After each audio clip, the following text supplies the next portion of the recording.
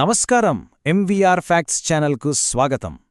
ఈరోజు మనం ఒక ఆసక్తికరమైన అలాగే మన అందరికీ ఎంతో అవసరమైన విషయాన్ని విశ్లేషించబోతున్నాం. అదేంటంటే సమాజంలో ఉన్న 97% సాధారణ ప్రజల గుంపు నుండి విడువడి అత్యంత విజయవంతమైన ఆ 3% వ్యక్తుల సరసన చేరడమెలా, అసలు మన జీవితాన్ని పూర్తిగా మార్చేసే ఆ 6 శక్తివంతమైన సూత్రాలేంటి అనే విషయాలను ఈ ఎక్స్ప్లెయినర్లో తెలుసుకుందాం. సరే, అసలు ఈ 97% 3% కథ ఏంటో ముందుగా కొంచెం డీప్గా చూద్దాం. మనలో చాలామంది అంటే దాదాపు 97% మంది ప్రతిరోజు ఉదయం ఎంతో గొప్ప ఆశతో నిద్రలేస్తాం, అవునా? కానీ రాత్రి పడుకునే సమయానికి ఏవో సాకులు, ఇంకేదో నిరాశ. కానీ ఆ మిగిలిన 3% అసాధారణ విజేతలను చూశారా? వాళ్లు ఎలాంటి పరిస్థితుల్లోనైనా సరే అనుకున్న పనిని ఆచరణలో పెట్టేస్తారు. అసలు ఇద్దరి మధ్య ఉన్న వ్యత్యాసం నిజంగా చాలా ఆశ్చర్యం కలిగిస్తుంది. ఇక్కడ అసలు ప్రాబ్లం ఎక్కడొస్తుందంటే మనం ఒక పెద్ద అపోహలో బ్రతికేస్తుంటాం. చాలామంది ఈ టెంపరరీ మోటివేషన్ను, అంటే ఏదో చూసి ఇన్స్పైర్ అవడాన్ని క్రమశిక్షణ అని పొరబడుతుంటారు. కానీ వాస్తవానికి మోటివేషన్ అనేది వాతావరణం లాంటిది. అది ఈరోజు ఉండొచ్చు, రేపు సడన్గా మాయమైపోవచ్చు. కానీ నిజమైన విజేతలకు తెలుసు మన కలల్ని నిజం చేయగలిగే ఏకైక వంతెన క్రమశిక్షణ మాత్రమే అని.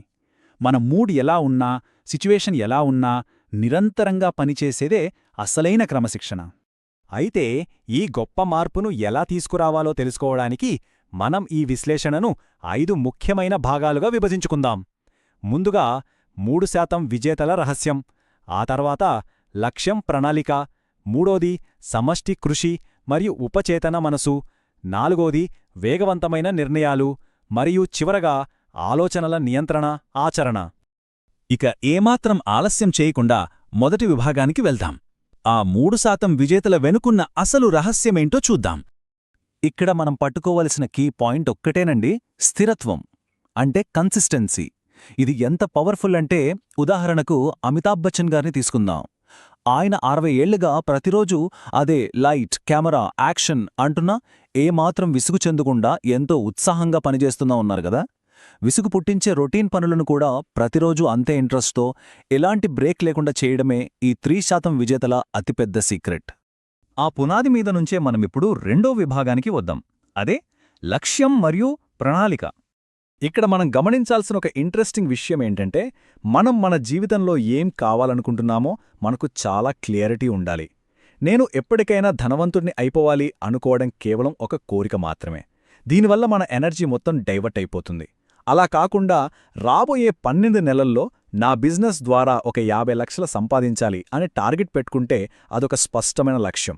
అవును, మన లక్ష్యం ఎంత క్లియర్గా ఉంటే మన ప్రయాణం అంత స్పీడ్గా సాగుతుంది.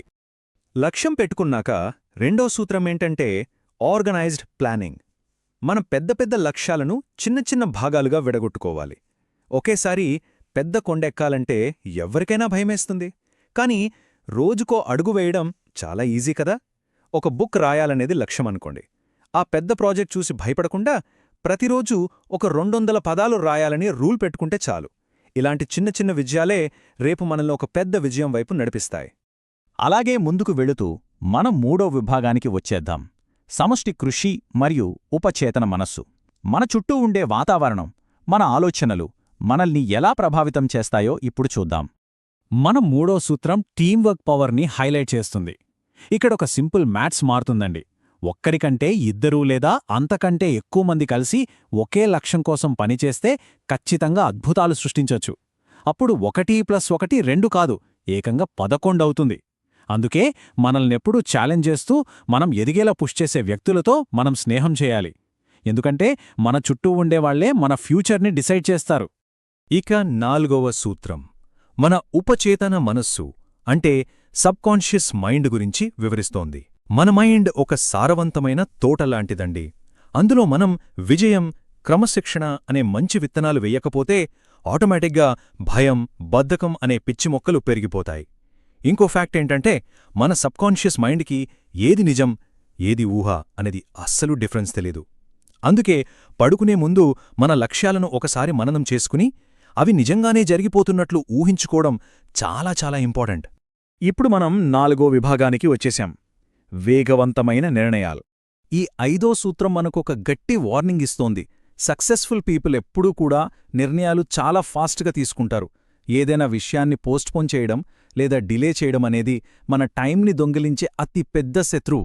ఫర్ ఎగ్జాంపుల్, ఒక రెస్టారెంట్కి వెళ్ళి మెనూ చూస్తూ 20 నిమిషాలు ఆలోచించే బదులు ఫాస్ట్గా డెసిషన్ తీసుకోవడం అలవాటు చేసుకోవాలి. 5 నిమిషాల్లో తీసుకోగల చిన్న నిర్ణయానికి 5 సెకండ్ల రూల్ పెట్టుకోవాలి. నిర్ణయం తప్పైతే ఒక పాఠం నేర్చుకుంటాం, ఒప్పైతే సక్సెస్ అవుతాం. అంతేగాని అసలు ఏ నిర్ణయం తీసుకోకుండా కూర్చుంటే ఎక్కడికి వెళ్ళలేం కదా. ఇక ఫైనల్గా మన చివరి విభాగం ఆలోచనల నియంత్రణ మరియు ఆచరణ. మన కలల్ని నాశనం చేసే అతిపెద్ద శత్రువుని ఎలా ఎదుర్కోవాలో ఇక్కడ చూద్దాం. మన 6వ సూత్రం సూటిగా ఒక ప్రశ్న అడుగుతోంది. అదేంటంటే, ఇలా అతిగా ఆలోచించడం వల్ల మనకు క్లారిటీ వస్తుందా, లేక మైండ్ బ్లాక్ అయిపోయి పని అక్కడే ఆగిపోతుందా? ఖచ్చితంగా పని ఆగిపోతుందండి. ఒక పర్ఫెక్ట్ ప్లాన్ ఎప్పుడు వస్తుందా అని ఎదురుచూస్తూ కూర్చోవడం వల్ల ఎప్పటికీ క్లారిటీ రాదు. ఆ పనిని స్టార్ట్ చేసి ఆచరణలో పెట్టినప్పుడే మనకు అసలైన క్లారిటీ వస్తుంది. ఈ పాయింట్ని దశరథ్ మాంఝీగారి స్టోరీ అద్భుతంగా ప్రూవ్ చేస్తుంది. ఆయన ప్రయాణాన్ని ఒకసారి గమనిస్తే ఆయన ఒక్కరోజులోనే ఆ పెద్ద కొండని పిండి చేసేలేడండి. రోజూకో రాయిని పగలగొడుతూ ఫైనల్గా తన లక్ష్యాన్ని చేరుకున్నారు. ఆయన చెప్పినట్లుగానే ఇది మ్యాజిక్ కాదు, మ్యాథ్స్. నిజానికి గొప్ప గొప్ప విజయాలు ఎప్పుడూ ఒకేసారి వచ్చే పేలుడులాంటివి కావు. మనం ప్రతిరోజూ క్రమం తప్పకుండా చేసే చిన్న చిన్న ప్రయత్నాలే ఒక పెద్ద రిజల్ట్ని ఇస్తాయి. అందుకే ఆలోచించడం తగ్గించి యాక్షన్లో దిగాలి. సో ఇదండి ఈనాటి ఎక్స్ప్లెయినర్. ఈ విశ్లేషణ చూసినందుకు ధన్యవాదములు. మనమీరోజు మాట్లాడుకున్న ఈ 6 సూత్రాలలో మీరు ఏవి ముందుగా పాటించబోతున్నారో ఖచ్చితంగా కామెంట్ సెక్షన్లో తెలియజేయండి. క్రమశిక్షణతో కూడిన ఒక చిన్న అడుగు ఈరోజే వేయండి. ఈ సమాచారం మీకు నచ్చితే తప్పకుండా లైక్ చేసి షేర్ చేయండి. మరిన్ని ఇలాంటి లైఫ్ చేంజింగ్ విశ్లేషణల కోసం తప్పకుండా మా ఎంవీఆర్ ఫ్యాక్ట్ ఛానల్ని సబ్స్క్రైబ్ చేసుకోండి. జై హింద్.